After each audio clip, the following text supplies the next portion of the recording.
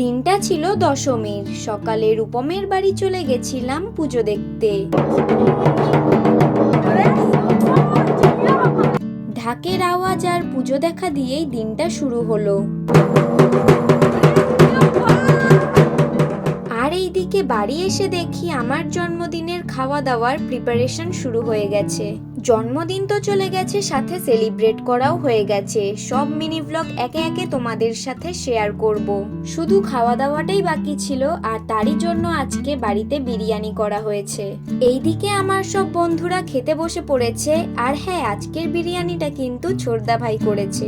খেতে তো জাস্ট দারুণ হয়েছিল। আর এই দুটো চকলেট আমার দুটো ফ্রেন্ড দিয়েছে। পুজো শেষ, আর এইদিকে আমি নেইল এক্সটেনশন করতে বসেছি। তো যাই হোক, এটা ছিল ফাইনাল লুক। কেমন হয়েছে তোমরা কমেন্টে জানিও। দেন রাতে দু একটা ঠাকুর দেখতে বেরিয়েছিলাম। আর আজকের মিনি ব্লগটা এখানে এন্ড করছি।